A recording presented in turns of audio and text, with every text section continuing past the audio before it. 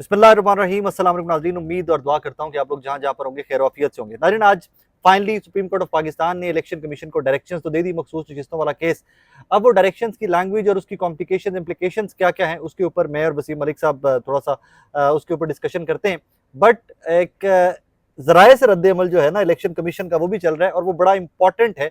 और वहाँ से टोन से आपको समझ आ जाएगा कि क्या हुकूमत और मौजूदा जो सिस्टम है ये इस मिजाज या इस मूड में भी है कि सुप्रीम कोर्ट की जो डायरेक्शंस हैं उनके ऊपर अमल दरामद किया जाए, या उसके अंदर भी कुछ एम्बिग्विटीज मौजूद है। मलिक साहब, क्या हाल है, खैरियत से? अल्हम्दुलिल्लाह सर, बेहतरीन। सबसे पहले तो आज सुप्रीम कोर्ट ने फाइनली डायरेक्शंस दे दी, और वो टाइमिंग बड़ी इंपॉर्टेंट थी कि जब जुडिशियल अमेंडमेंट या कॉन्स्टिट्यूशनल अमेंडमेंट जुडिशियल पैकेज को लेकर तकरीबन रेडी पड़ी हुई थी, at that time supreme court की डायरेक्शंस आ जाती हैं। अच्छा, मैं सर डायरेक्शन से ज़्यादा एक पैगाम देखता हूँ, ओके। और उस आज के इस सारे मामले में क्या कुछ हुआ वो तो ऑब्वियस है, नाज़रीन आप तक जान भी गए होंगे। 41 लोगों को हाँ आज़ाद जो थे, जिन पे वफाकी हुकूमत नज़र जमाए हाँ, बैठी थी। और वो बैरिस्टर वकील खुद क्लेम कर चुके हुए थे कि जी उनमें से कुछ लोग हैं जो वोट कर एग्जैक्टली सकते हैं, वो तो कॉन्स्टिट्यूशन। उन्हें पाकिस्तान तहरीक इंसाफ का सुप्रीम कोर्ट ने कह दिया, हाँ और इससे सुप्रीम कोर्ट ऑफ पाकिस्तान ने आज ये भी वाजे कर दिया कि अगर कोई लेजिस्लेशन होती है तो ये अरकान अपनी पार्टी, पार्लिमानी पार्टी की हिदायत के हाँ, बाउंड होंगे। यानी fair अगर enough। किसी ने फ्लोर क्रॉसिंग की, तो डिफेक्शन क्लॉज है। डिफेक्शन क्लॉज, ना तो वोट काउंट होगा और ना ही हाँ दूसरा मामला। तो गुज़श्ता रात जो हम डिस्कस कर रहे थे, हाँ। एग्जैक्टली वही हुआ। अब सारे मामले के बाद जो मैसेजिंग मेरे नज़दीक इसको मैं समझा हूँ, हम्म।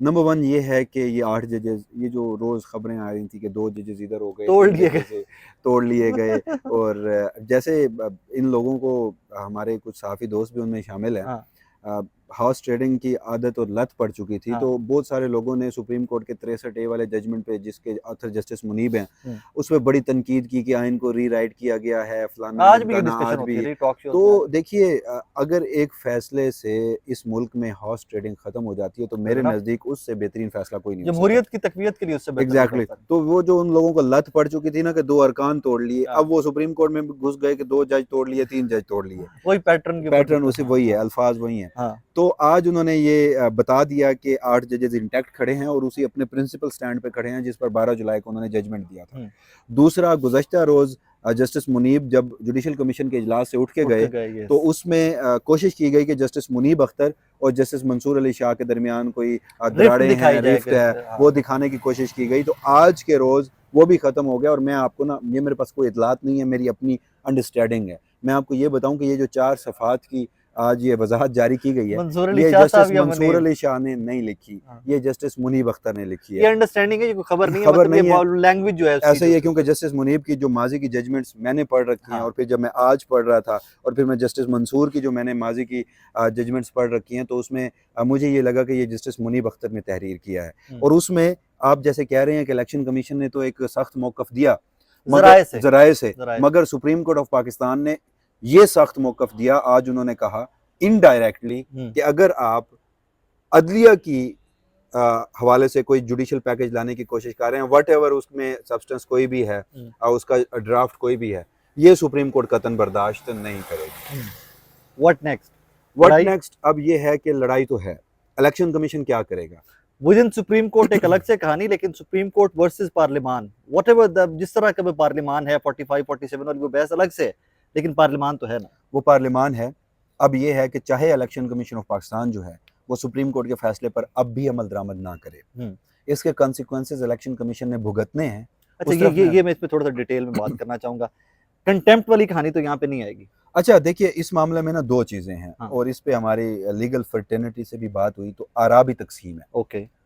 तौहीन अदालत एक कॉन्स्टिट्यूशनल बॉडी के तहत या कॉन्स्टिट्यूशनल ओहदेदार के ऊपर तो माजी में बहुत कम नज़ीरें मिलती हैं। ओके। आल दो के इस मुल्क के वज़ीर आज़म पर तौहीन अदालत लगी, जो कि इटसेल्फ एक आईनी ओहदा तो है, बिल्कुल। लेकिन स्पेसिफिकली ईसीपी या इस तरह के जो आईनी ओहदेदार हैं उनके खिलाफ कंटेम्प्ट की कार्रवाई नहीं। तो फिर सवाल ये था कि कौन सी कार्रवाई? हाँ। तो जवाब आता है कि इनके खिलाफ मिसकंडक्ट की कार्रवाई judicial reference supreme judicial council में। अगर ओके। वैसे तो इलेक्शन कमीशन के खिलाफ रेफरेंसेस की भरमार पड़ी है वहाँ पे, लेकिन वो पीटीआई भी गई है, लेकिन इटसेल्फ उनके पास सोमोटो का अख्तियार हासिल है, ओके। वो ले सकते हैं। और अगर अगर बराह रास्त आप राय साहब ये मिसकंडक्ट की कार्रवाई नहीं भी करते, तो अब अगर कंटेम्प्ट भी इनिशिएट करते हैं तो कंटेम्प्ट ने ख़त्म कहाँ होना है? मिसकंडक्ट की कार्रवाई पे ही होना है। हाँ, तो contempt मामला में- वो भी वहीं पे जाएगा। तो ये इलेक्शन कमीशन ऑफ पाकिस्तान की फ्रस्ट्रेशन है जिसका वो इजहार कर रहे हैं। जराए से तो आज उन्होंने खबर दे दी कि हम एक आईनी इदारा हैं और हम अपनी ये जो बेतुकीरी है वो बर्दाश्त नहीं करेंगे। तो अगर क्या ही बेहतर होता कि जराए से देने के बजाय जरा इलेक्शन कमीशन तर्जुमान के थ्रू ये एलामिया जारी करते और कल के रोज फिर सुप्रीम कोर्ट ऑफ पाकिस्तान में जब पेशी होती तो फिर देख लिया जाता। बड़ी बदकिस्मती की बात है कि इलेक्शन कमीशन ऑफ पाकिस्तान को बंदयाल के दौर से, जस्टिस बंदयाल के दौर से अल्लाह लत अकबर। पड़ चुकी है अल्लाह कि इस अकबर। मुल्क के आईनी इदारों का फैसला भी नहीं मानना, सुप्रीम कोर्ट का फैसला नहीं मानना।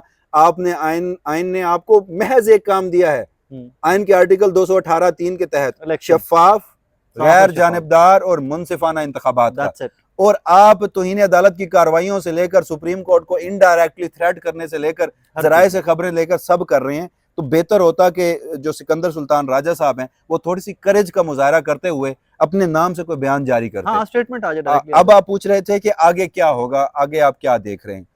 चाहे आप सुप्रीम कोर्ट के फैसले पर अमल दरामद ना करें, मखसूस नशिस्तों का जो जजमेंट था ना, उससे अगर वो मखसूस नशिस्तें पीटीआई को मिल जाएं, पीटीआई ने पावर में नहीं आ जाना। ऑब्वियसली। सिर्फ ये था कि कायनी तरमीम को रोका जा सकता था। हाँ। और वो भी आप इमरान खान के मैंडेट में, इमरान खान के मुखालिफ अगर कोई तरमीम करना चाह रहे हैं और आपने नजर जमाई हुई है पीटीआई के मैंडेट के ऊपर, अब क्या होगा, आप कल एक आईनी तरमीम कर लेते हैं, चाहे वो पीटीआई भी, मैं इस हद तक भी जाने को तैयार हूँ कि आज की जजमेंट के बाद तो ये तो वाज़ेह हो गया कि इन 41 में से अब तो वो 40 रह गए हैं, क्योंकि वो रहीम यार खान वाले एमएनए उनकी डेथ हो गई थी, तो वहां से अब पीपल्स पार्टी का जो नुमाइंदा है आज हल्फ उठा लिया। तो 40 ये हैं, 39 पहले थे और इनमें जो 8 मजीद हैं वो आज़ाद थे। उन 8 के ऊपर भी थोड़ा सा डिटेल में बात करते हैं। रीजन के 8 में 3 तो ये मेरे सामने खुले हुए हैं, बैरिस्टर गौर साहब हैं, अली असगर खान साहब हैं और उमर यूब साहब हैं। इनकी तो सिचुएशन, क्योंकि पार्टी पोजीशन होल्डर थे तो वो अलग से। अब 5 लोग जो हैं, जिसमें मुबारक ज़ेब साहब हैं, ये इसमें साहिवाल से उस्मान अली साहब हैं, ज़हूर हुसैन कुरैशी साहब हैं, औरंगजेब खान खिच्ची साहब हैं।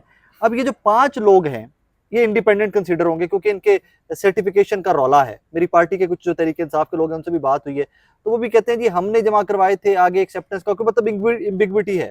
लेट से अगर ये 5 लोग कल को किसी भी कॉन्स्टिट्यूशनल अमेंडमेंट के अंदर वोट कर देते हैं तो ये तो डीसीट नहीं ना होंगे। मैं आपको बताता हूँ, इनका मामला किसी कोर्ट ऑफ लॉ में चैलेंज नहीं हुआ। ओके, ये जीत के आए। अब ये जो 39 और 41 वाला मसला था, ये हमने कल भी बात की थी कि सुप्रीम कोर्ट ने इटसेल्फ को इंटरप्रिटेशन नहीं की।